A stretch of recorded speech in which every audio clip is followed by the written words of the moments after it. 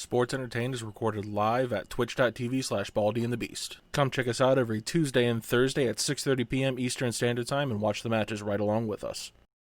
Hey, what's up, everybody? I'm Bront. I'm Willem. And we are Baldy and the Beast. Welcome back to another week, another Sports Entertained. I'm excited. I'm excited. I fixed my audio stupidity. What are we doing this week? Willem.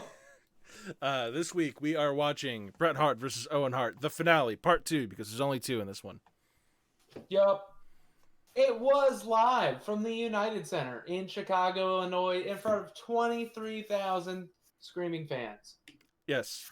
Fun fact, Willem. Oh, go ahead. Also, this was SummerSlam, I forgot to mention. Yes. Continue. Fun fact, only 11 days before this was the United Center even opened. Oh, that's interesting. Yeah, so this is like one of the...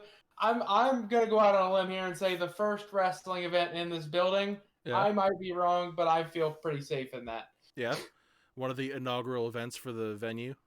Yes. I think that's pretty cool. Yeah. But let's hop back in a time machine, Willem. We're going to go back a week ago to right after the last match we watched. Okay, because we're going. After that match, Bret Hart had another match. To the time machine. Yokozuna.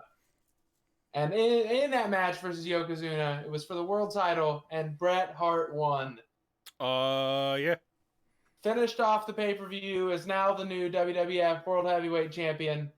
And so now, going down the line, we get to King of the Ring. Yep. Owen, with the help of Jim the Anvil Neidhart, was able to win King of the Ring and get the crown. Yes. So now you have both brothers and at the time, King of the Ring was prestigious. It's not like it is now. Yeah. It was like an actual yearly, like, prestigious thing to win. So well, yeah, that was really good. Wasn't it the thing where if you won at the Rumble, you got the main event Mania, but if you won King of the Ring, you got the main event SummerSlam? I think so. That might not have been a thing, but I feel like it should have been a thing, and it should be a thing now. Also, this turned Owen into the King of the Hearts. Yes. Good gimmick for Owen, and Owen deserves it. Yeah. But since both brothers were doing good, Owen won that. Bret has the title. They get the SummerSlam. They get the match at SummerSlam in the steel cage. I ruined my bit. Damn it! I said SummerSlam. I'm gonna go back. I'm gonna redo the bit. Back in time. He won, and to blow off the feud, Owen was booked to face Bret in a steel cage match at the Summerfest. Oh yeah. There we go. I wanted to get that bit in. Oh, you ruined it. You fluffed up. You fluffed up. All right. But for all those watching along, this pay-per-view is going to start at 1:36:21. Yes. And while you're getting there, I'm going to run down the card. We've got Bam Bam Bigelow and IRS versus the Head Shrinkers. That's a weird-ass team. That is a weird-ass team. Bull Nakano versus Alundra Blaze, which means that would have been a banger women's match for its time. Yep. Diesel and Shawn talk about tag titles and Razor, and then you have Diesel versus Razor. I'm mixed on how that match would actually have turned out. Boom or bust. Yeah. Next up, we have Tatanka versus Luger. And nobody really remembers Tatanka when he first came into the company. Didn't lose for, literally over a year. Yeah, he was on a gigantic winning streak, and he's barely remembered for anything. And then he came back. He's had a very long career, because he came back in, the mid-2000s, and he had a run up until, 2010, 2011, something like that. Yeah. I mean, it just blows the mind because I don't even associate any title runs with him. Yeah. But he had this humongous winning streak. He was up against Luger tonight. And then next up we have Jeff Jarrett versus Mabel. Oof. God knows Jarrett had to work around him. And then the final, the finale of the pay-per-view, Owen and Bret Hart for the World Championship. And then The Undertaker versus The Undertaker. Oh. Oh, yeah, that was probably not very good, wasn't it? Real Taker versus fake Taker. Those are never fun storylines. Taker versus Faker, if you would. Yeah. Taker No. versus Faker. Okay. The Underfaker. So, and I feel it's important to point out that they had running through the night these two, like, I'm going to call them stooges, but they weren't the stooges. It was Leslie Nielsen and somebody else going around looking for the Undertaker and trying to solve the mystery of the fake Undertaker. Well, it's And the cast for the Naked Gun movies. yeah, and that is just what a good tie-in, what a good use of celebrities, because they didn't actually do anything in the matches. Yeah. Well, I'd like to point out that I feel like there was, just from looking at the tags on this, I feel like this pay-per-view didn't do a very good job of respecting the viewer's time, because there are 1, 2, 3, 4, 5, 6, 7 segments on the whole card that are vignettes of some sort, be it outside of the ring talking to people, be it backstage interviews, or it being the Naked Gun happenings. Yep. So this may or may not have been a very good pay-per-view. I'm going to say it's probably not one of the greatest in history because of Taker versus Faker. And also because of the fact that it's got this whole weird Naked Gun nonsense going out through the whole thing. But this is a good match, and we're going to watch this match. I like the weird Naked Gun nonsense, though. Yeah. I just want to, you were shitting on it, and I want to protect it a little bit. Well, no, I mean, we said the stream before. Sometimes, though, I think something deserves defending. I'll defend it, but just a little. Well, okay. So I'm not saying that the Naked Gun stuff was bad. I'm just saying that this pay-per-view, for a hardcore fan watching this pay-per-view, it doesn't do a very good job of respecting their time because there's a lot of not wrestling going on. Fair enough. But as again, a hardcore fan, I agree. Yeah. So once again, this match starts at 1 hour, 36 minutes, and 21 seconds. It is the third from the last flag on the network. We're going to give you guys another 5-10 seconds to go ahead and catch up to this at this point so we can go ahead and get the match started. We're going to give you a little countdown in 5, 4, 3, 2, 1. Well, I think that's a good place to stop. I think the segment is over. It's been 40 minutes. I was about to say 40 minutes in. All right. This has been a long episode for our podcast listeners. Yep, it's about to be a long one. All right, so what is your rating on this match, bro? It was good. It wasn't like, so it's going to get deducted some points because it got long in the tooth. Yep. I'm going to go ahead and say that this is like a 3.5 star match. You should definitely go watch it. Yeah, I'm right about the same point with you. 3.5 stars. It definitely lost a little bit of watchability just for how long it went. And a good, like, there's probably a good 10 minutes of this match that could have been cut out with just jumping over the cage and being drawn back into the cage. There were a lot of fun spots. It was a very hard-hitting match, and especially for an early cage match, there were a lot of neat things happening, but they repeated the same spot so many times. Mm-hmm. They kept going back to the same well, and after a while, it's just like, Yep. Find a different well. This one's dry.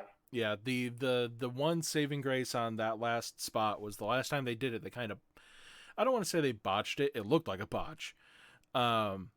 It was probably like the intended way that it was supposed to happen, but they both fell backwards off the cage, off the top rope at the same time, back like into the ring. I'm sure that was how it was supposed to happen, but it happened probably way sooner than they were expecting, so it looked super botchy. Yeah. But yeah. Them's my thoughts on this match in particular. I thought it was good. I think you could book both of these both of these guys in a shoot blindfold match, and they would probably still give you like a 2-star match. Yeah. Like they're both they are very good. Yes. They're great technical wrestlers. You can tell they love wrestling. You can tell that like they love this shit. So gets my seal of approval. Yep. I would definitely recommend going and watching this match if you have the chance. Just be aware that it does go a little long. And Bulldog looks like a librarian. And Bulldog looks like straight up. Bulldog looks like a librarian who just so happens to be a bodybuilder. Not with his shirt off, though. Not with his shirt off. When you're watching this match, they cut to Bulldog so many times that I'm sure somebody backstage was like, "All right, cut to Bulldog." And then Bulldog, he's sitting literally front row, and he's got this like, I don't even know what you would call it, like what type of shirt it is. It's like a traditional Native American style, at least like the color of it, like not feather, tannish brown shirt, and the way that his hair is done, and the fact that he's got like the predecessor to like the Bret Hart and WCW glasses with the circles. He's got all that on. Dude just looks like a librarian, who just like a buff librarian. Mm-hmm.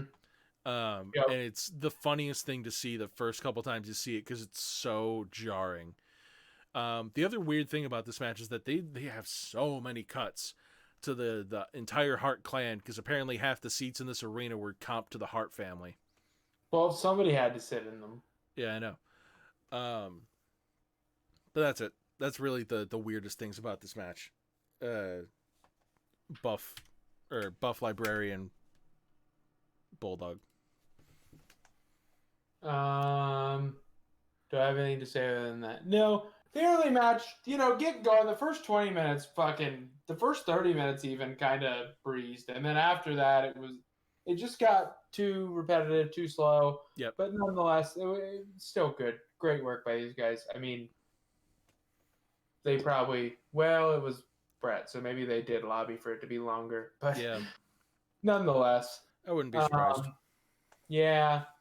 But it was still good. And like we were saying earlier, for those of you that weren't watching, steel cage matches aren't the most common, especially back then. Vince got this over on commentary as being the most dangerous match in the WWF.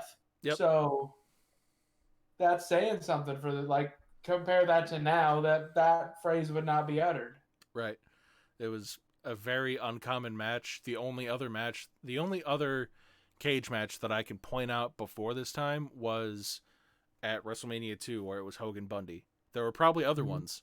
I just can't point them out, at least in the WWF. I know there were way more like elsewhere in the NWA and like WCCW and stuff like that, but this and the Hogan Bundy one before it are the only ones that come to my mind, at least. Yeah. I can't really think of a lot of them until we get into the Attitude Era. Then I can name off a whole bunch of steel cage matches if you wanted me to, but yep. At this point I don't know any of them. Right. They probably weren't that, no offense, but the guys working them weren't exactly 5-star workers, so yeah. They probably weren't the most entertaining match. Yeah. Well, do you want to... We have a couple things that we can probably go ahead and announce at this point. First thing, we are going to be having our pay-per-view stream this Sunday for NXT TakeOver. That's going to be fun because takeovers are always good wrestling shows. Once again, like last week, we are not going to be doing the pre-show leading up to it because the pre-show is boringness, and it puts me to sleep. So we will see you guys at 7 o'clock this coming Sunday for 7 o'clock or 8 o'clock, probably 7 o'clock. Whatever time TakeOver starts, we will see you here this coming Sunday. Whether or not I will be hungover because I have a wedding the day before, because I completely forgot that this was happening this weekend. Willem's going to be hungover. I'm probably going to be hungover. It'll be a fun stream. Other than that, what are we going to be watching on Tuesday? I will go ahead and tell us what's going on Thursday, though, but tell us what's going on Tuesday. Well, since it is, Spoopy month, we here at Baldy and the Beast have decided to do our first theme. Yes. So the rest of the Tuesdays... No. Am I correct in saying Tuesdays? Is it Tuesdays or Thursdays? Thursdays are what we're doing.